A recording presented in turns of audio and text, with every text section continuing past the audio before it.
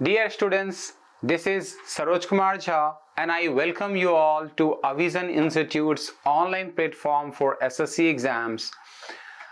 As you know, in SSC exam, they ask a lot of questions from concepts of grammar in the form of error detections, sentence improvement and fill in the blanks.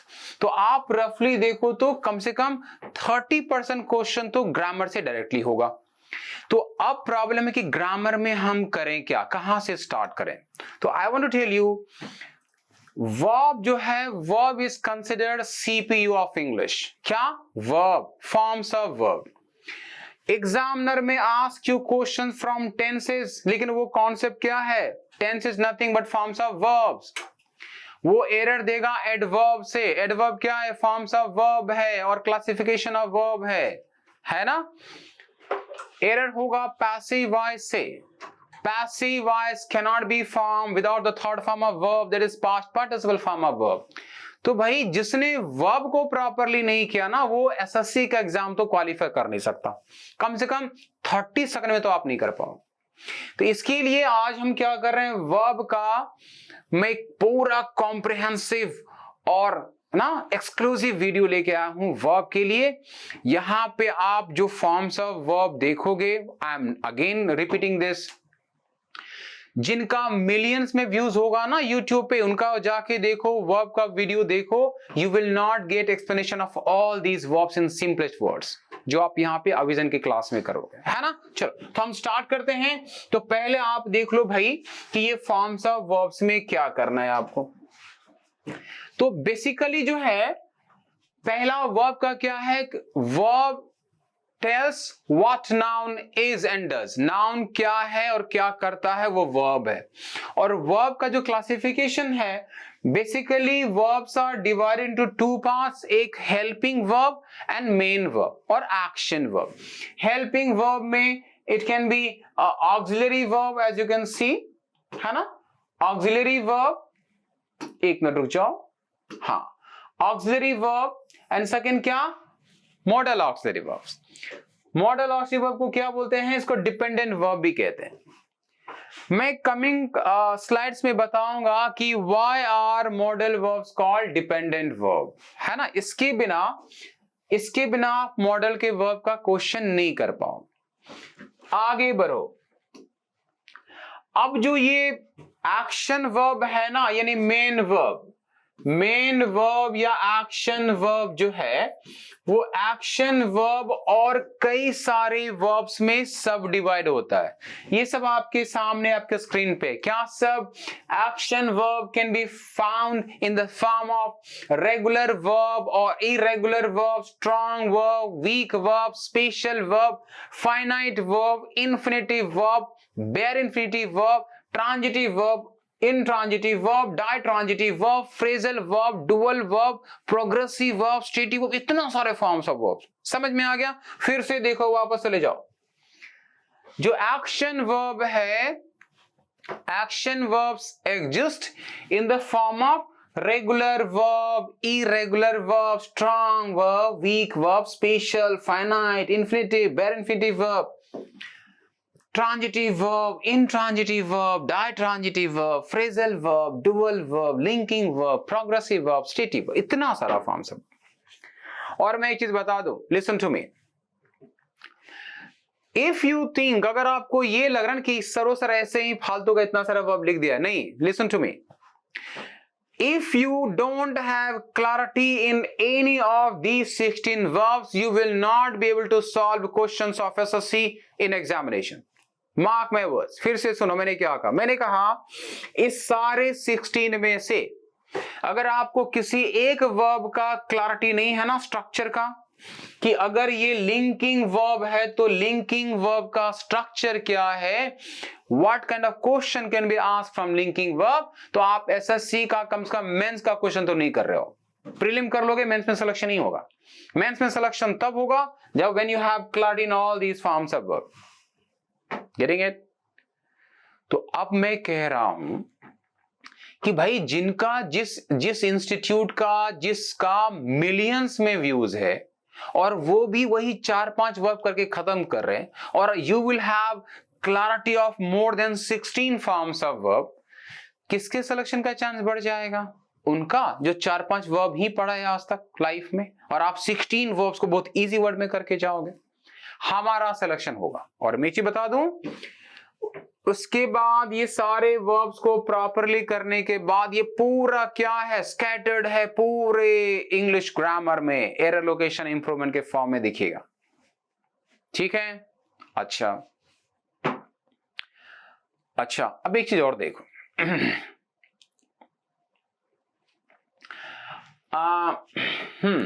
तो मैं कह रहा था, old cell पे जाते हैं, चलो ठीक है। तो ना तो प्रॉब्लम ये है कि अब मैं क्या करूं, आपको बता रहा हूं कि ये सारे वर्ब को करना क्यों रिक्वायर्ड है। ठीक है, एक देख लो कि इसका इंपॉर्टेंट देखो क्या है। चल मैं क्या कर रहा हूं, मैं आपको बता रहा हूं, ये देखो आपने एडजेक्टिव और एडवर्ब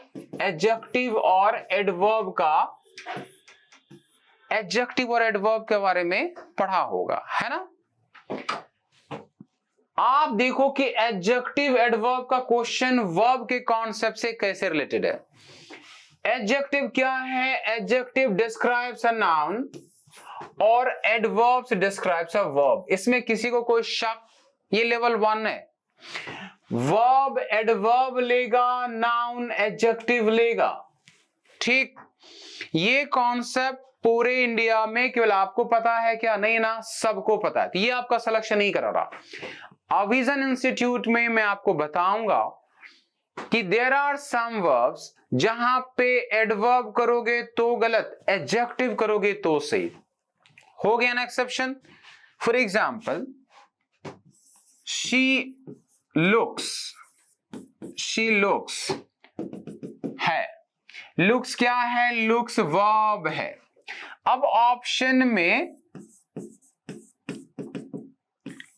ब्यूटीफुल भी है और ब्यूटीफुली भी है। देख लो, लुक वर्ब है, according to usual rule verb takes adverb, और यहां पे एलवाई है तो ये एडवर्ब है, ये ब्यूटीफुल एडजेक्टिव है। अब मुझे बताओ, अकॉर्डिंग टू रूल आप वर्ब के बाद क्या अप्लाई करोगे? एडवर्ब। तो you should say she looks beautifully कहोगे? नहीं, क्या कहोगे?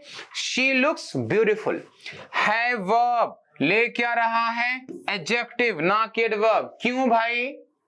क्यों? Because of some verbs. इसका मतलब इसी में से कुछ ऐसा वर्ब है, अभी जो आपके नजर पे स्क्रीन पे आ रहा है ना, among all these verbs, इसमें से कोई ऐसा वर्ब है। अगर आप नहीं अच्छे से पढ़े हो ना, तो आप हो सकता है एग्जाम हॉल में वर्ब के बाद एडवर्ब करके आओगे और आप ट्रैप हो जाओगे, नहीं सिलेक्शन हो रहा। और जिन्होंने ये सब वर्ब को अच्छे से पढ़ा ना, वो वर्ब के बाद एडवर्ब नहीं एडजेक्टिव में टिक मार के आएगा। हो गया। और मैं बता दूं, ये है ये स्टेटिव वर्ब, किसके चलते? Because of stative verb. हो गया एग्जाम का क्वेश्चन। इसका मतलब स्टेटिव वर्ब के बाद एडवर्ब नहीं लगा सकते, एडजेक्टिव ही लगाना है। तो जिसने स्टेटिव वर्ब नहीं पढ़ा वो एडजेक्टिव एडवर्ब का क्वेश्चन में ट्रैप होगा। हम नहीं कर रहे, वी कांट गेट ट्रैप, हमारे स्टूडेंट ट्रैप नहीं कर सकते। तो ये इंपॉर्टेंस है आपका फॉर्म्स ऑफ वर्ब को अच्छे से जानने का। ठीक हो गया। देखो, ये वीडियो में टाइम कम रहता है, जब आप ज्वाइन करोगे ना हमारा रेगुलर क्लासेस, ठीक है, ऑनलाइन क्लासेस, तो हम at length peacefully in detail discuss करेंगे वहां पे। ठीक है, तो सिमिलरली आप ये सुनो और थोड़ा एग्जांपल देख लोगे। सुन लो जल्दी से। अब मैं कह रहा हूं, आप कहते हो कि I bought a sofa। ठीक है, बोलो I bought a sofa। बोलेगा पैसे में चेंज करो, तो भाई पैसे में करोगे क्या? A sofa was bought by me। A sofa was bought by me, है ना? ठीक है, वेरी गुड, हो गया, खत्म। अब वो दूसरा क्वेश्चन आपको दे रहा है कि I sleep on sofa, I sleep on sofa. तो आपने पैसिव में क्या किया था? सब्जेक्ट ऑब्जेक्ट को इंटरचेंज किया, बी वर्ब लगाया, V3 लगाया, हो गया passive. Now we will repeat the same process here. I subject है, ये वर्ब है, ये ऑब्जेक्ट है, इंटरचेंज करो, क्या हो गया? इंटरचेंज करो, हो गया सोफा, सोफा। सिंपल प्रेजेंट है, हेल्पिंग वर्ब इज लेगा, सोफा इज, स्लीप का V3 फॉर्म। यू नो कि पैसिव वॉइस में आप वर्ब का थर्ड फॉर्म अप्लाई करते हो, तो ये स्लीप का थर्ड फॉर्म हो गया स्लेप्ट, ये बन गया सोफा इज स्लेप्ट ऑन में। क्या हो गया? सोफा इज स्लेप्ट ऑन में। भाई ये क्या बन गया? लेकिन मैं क्या करूं, मैंने तो वही किया जो मेरे फैकल्टी ने किया था, सब्जेक्ट ऑब्जेक्ट इंटरचेंज हुआ, मैंने भी कर दिया। यहां पे उन्होंने हेल्पिंग वर्ब वाज लगाया, मैंने भी लगा दिया। वर्ब का थर्ड फॉर्म बाउट तो मैंने भी लगा दिया। क्या बना? Sofa is slept on me. कुछ फनी बन गया ना? बन गया ना? इसका मतलब ये है कि इसमें से कुछ वर्ब है, अगर आप अच्छे से नहीं जान रहे हो तो आप पैसिव वॉइस का क्वेश्चन एसएससी एग्जाम में नहीं कर सकते, नहीं कर सकते। अगर बिना जाने करोगे तो कुछ ऐसा सेंटेंस बना के आओगे, कभी नहीं कर सकते हम, एब्सर्ड बन रहा है। Getting it? क्यों नहीं हो सकता भाई? कब कब नहीं हो सकता? उसके लिए आपको ये क्या करना, इंट्रांजिटिव वर्ब जानना पड़ेगा। तो if you start solving questions of SSC exam without mastering intransitive, तो आप कुछ फनी सेंटेंस ही बना के आओगे। Getting it? तो मैंने अभी आपको दो वर्ब एक्सप्लेन किया। एक, अगर आप स्टेटिव वर्ब नहीं जान रहे हो तो क्या इंपैक्ट होगा, कैसे ट्रैप करेगा। अगर आप इंट्रांजिटिव वर्ब नहीं जान रहे हो तो क्या होगा। सिमिलरली ये हर किसी वर्ब के बेस्ड का कुछ बहुत ही एक्सेप्शनल कॉन्सेप्ट्स है, आप नहीं कर सकते until you have mastered all these forms of verb. Getting it? चलो, तो अब मैं जल्दी से क्या कर रहा हूं, 16 वर्ब्स है ना, 16 वर्ब्स है ना। ये सारे 16 वर्ब को तो एक वीडियो में करना फिजिबल नहीं है।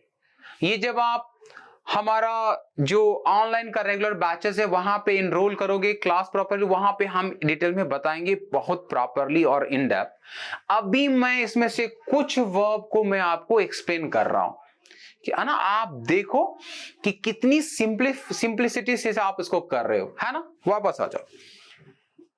तो मैं बता दूं, इन सारे वर्ब में चूंकि सबसे ज्यादा जो है ना, सबसे ज्यादा जो एक्सेप्शनल है वो ये है स्टेटिव वर्ब। तो हम यहीं से स्टार्ट कर देते हैं जल्दी से, है ना, देख लो। चलो, स्टेटिव वर्ब। अच्छा सुनो, मैं सबके लिए बता दूं, सुनो सब लोग, मैं स्टेटिव वर्ब कर रहा हूं, उसके बाद हम बहुत ही और एक्सेप्शनल वर्ब्स बता रहे हैं। वापस आ जाओ। स्टेटिव वर्ब्स, स्टेटिव वर्ब का जो क्वेश्चंस होगा एरर टेंसेस में होगा, passive voice, adjective, adverb, preposition, many more. देखो होता क्या है, for example we use verbs in continuous tense, है ना। जैसे कि he drives a car, आप बोलोगे कंटिन्यूअस में, प्रेजेंट कंटिन्यूअस में, he is driving a car, he is working hard, है ना।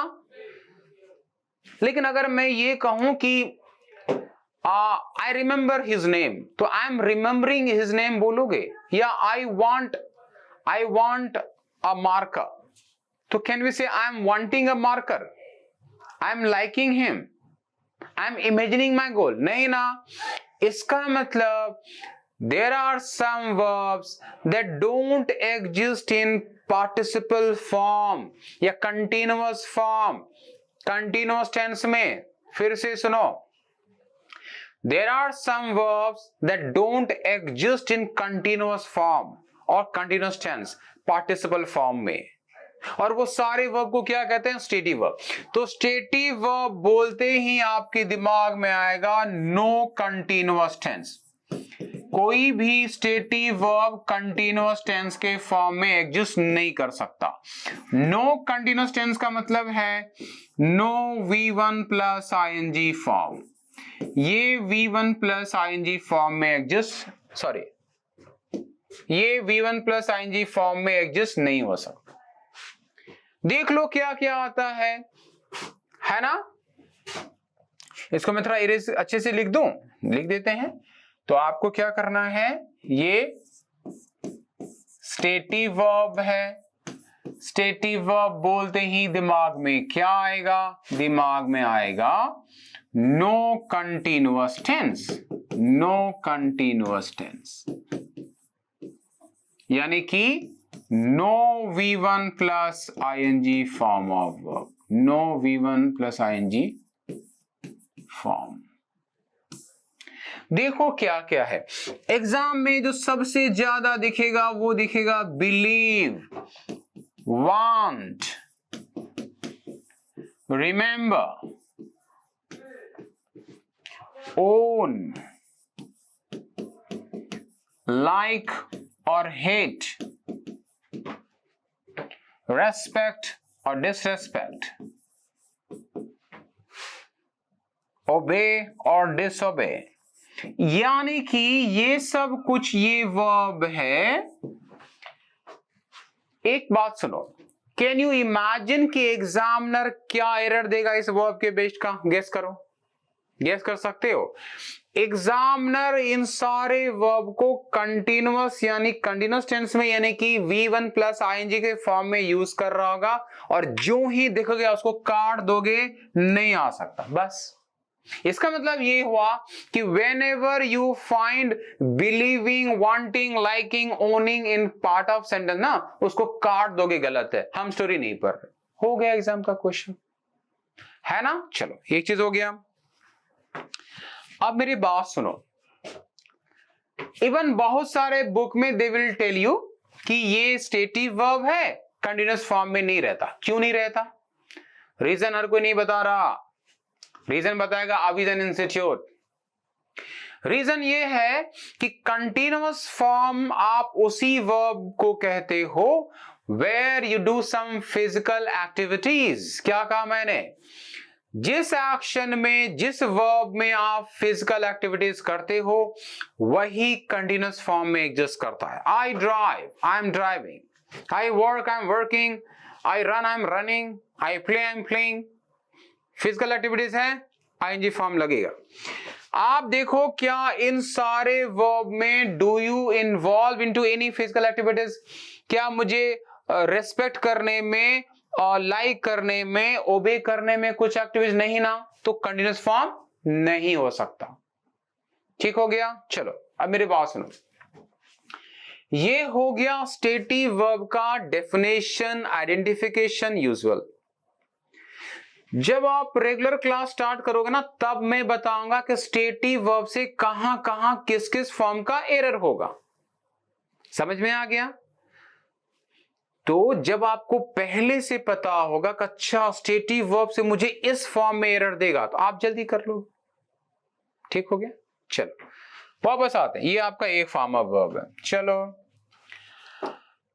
उसके बाद मैं फिर से कह रहा हूं, अभी हम क्या कर रहे हैं, हम वो सब वर्ब डिस्कस कर रहे हैं जो बहुत एक्सेप्शनल है, बहुत क्वेश्चंस उसके बेस का रहेगा, लेकिन हम धीरे धीरे क्या करेंगे, सारे वर्ब को अच्छे से डिस्कस कराएंगे। आगे बढ़ते हैं। अच्छा उसके बाद क्या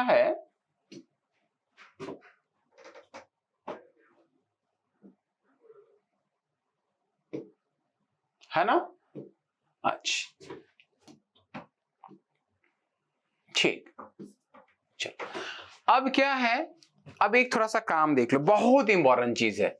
अभी आप थोड़ा सा देखोगे क्या, अब आप देखोगे इसको कहते हैं, रुक जाओ, ये आपका हो गया bare infinitive verb, bare infinitive verb.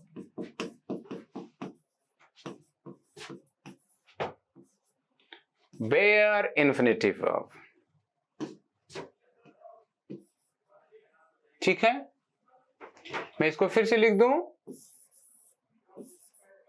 Bare infinitive verb.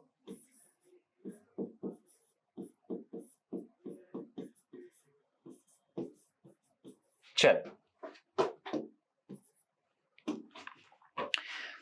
ये बहुत ही एक्सेप्शनल वर्ब है। You will have lot of errors based on bare infinitive verb। और मैं बता दूं, इवन बहुत सारे फैकल्टी का मिसकॉन्सेप्शन है यहाँ पे।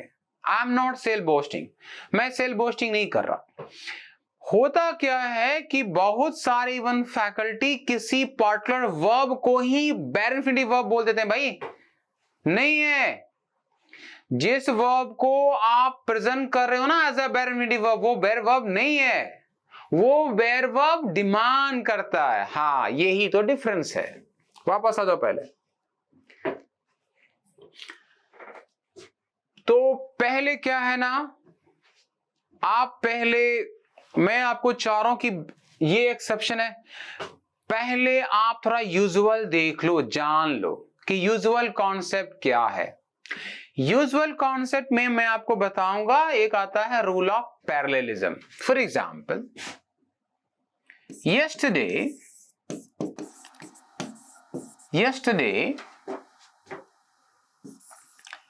I reach office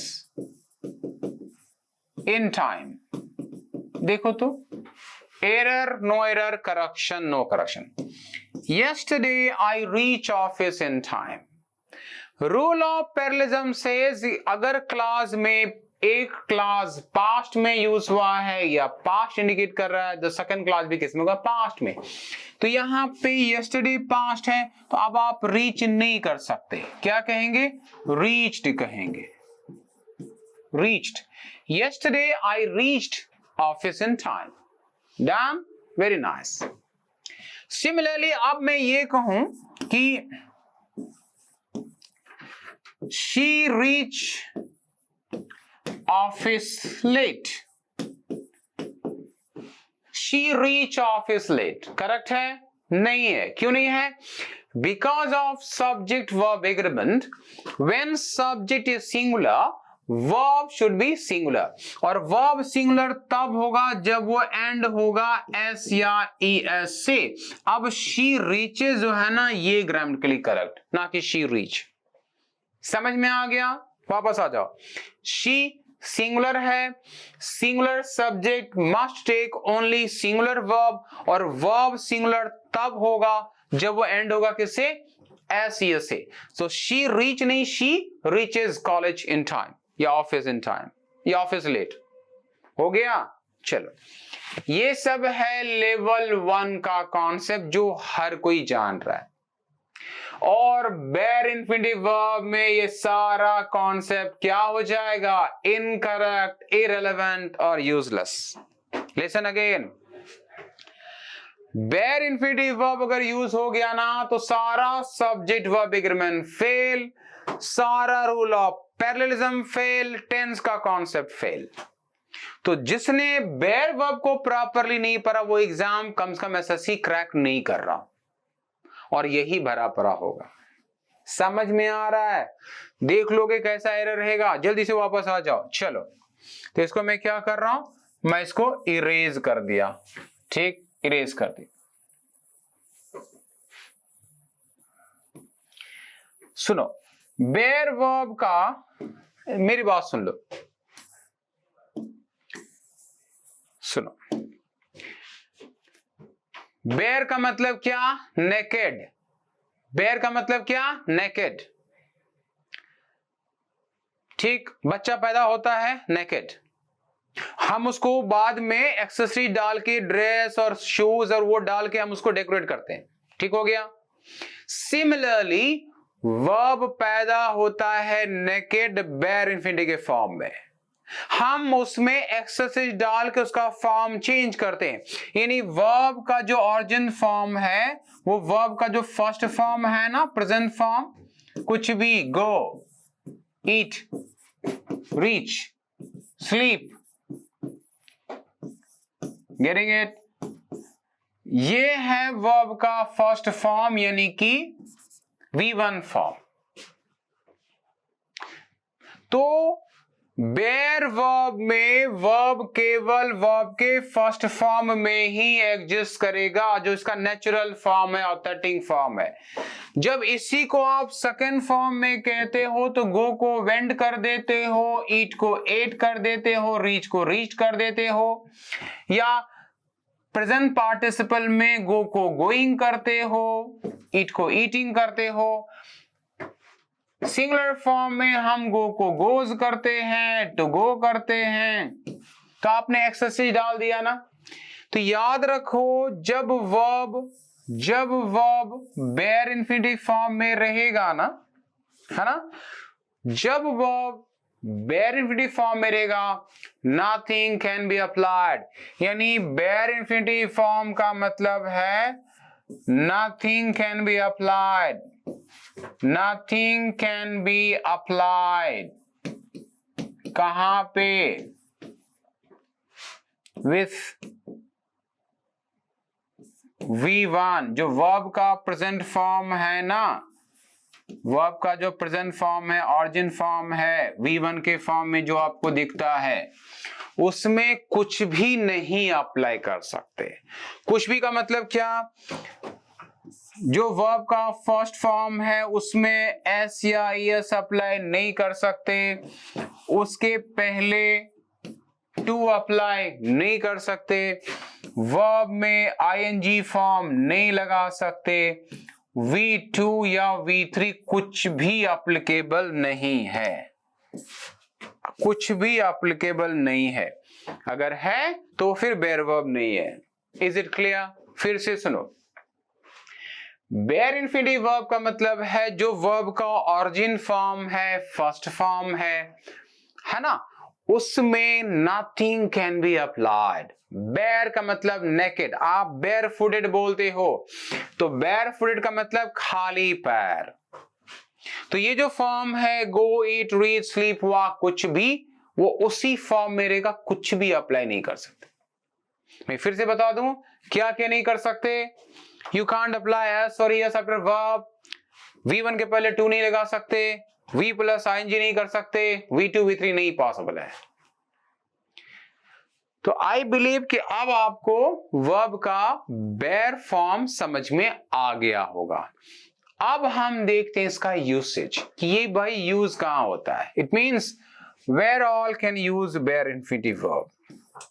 तो यहां देख लो, अब क्या है, थोड़ा सा मैं यहां लिखता हूं, क्या यूसेज ऑफ बेयर वर्ब्स, यानी बेयर इंफिनिटिव वर्ब का क्या क्या यूसेज है। तो पहला यूसेज क्या है? मॉडल वर्ब, जितना भी मॉडल वर्ब है, मॉडल वर्ब्स, मॉडल वर्ब का मतलब can, could, may, might, will, should, must, need not, you not, कुछ भी, उसके साथ केवल बेयर वर्ब अप्लाई होगा। मॉडल वर्ब के बाद केवल बेयर इंफिनिटिव वर्ब ही अप्लाई होगा। इसका मतलब है कि अगर मैं बोलूं कि शुड राम, यहां पे ब्लैंक है, गो है, गोज है, टू ऑफिस ऑन संडे, ठीक, ये आपके पास क्वेश्चन है। तो अब देखो एग्जाम में राम के बाद ब्लैंक है, राम बोलते ही Ram is a singular subject, it takes singular verb, तो बहुत सारे स्टूडेंट के दिमाग में क्या आएगा? गोज। जिसने गोज मारा वह फेल। आप कहां टिक मारोगे? गो में। क्यों भाई? क्योंकि यहां पे शुड है और should is a modal verb, और मॉडल वर्ब में केवल bare verb, nothing can be applied. तो मॉडल वर्ब शुड दिखा, वो राम के बाद गोज नहीं, कहां टिक मारेगा? गो में। ये इसका सबसे ज्यादा रिपीट होने वाला कॉन्सेप्ट है। समझ में आ गया? Modal verb will take only V1 form, bare form. जल्दी से दूसरा चीज देख लो, इसका सेकंड यूसेज क्या है? इसका सेकंड यूसेज है देयर आर सम वर्ब्स, जिसके बाद केवल बेयर वर्ब होगा। याद रखो, help, let, watch, C,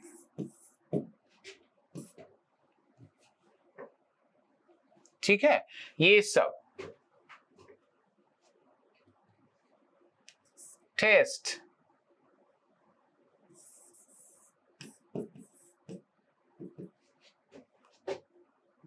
here,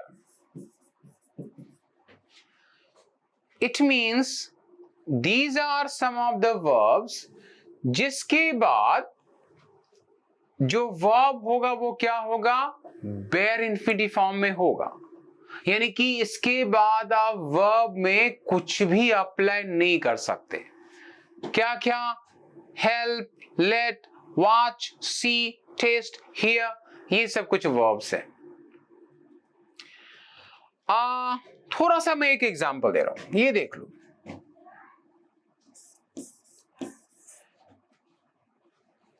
थोड़ा सा और मैं ऐसे कर रहा हूं, सुनो जल्दी से। हाँ, यस्टरडे, मैं यहां से स्टार्ट कर रहा हूं।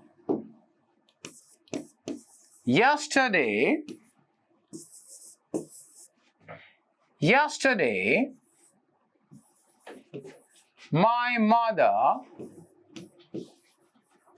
my mother helped my sister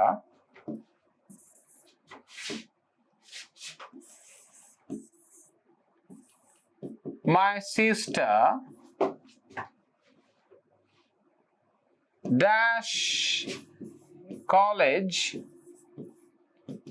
in time। ठीक हो गया? ऑप्शन में देगा to reach,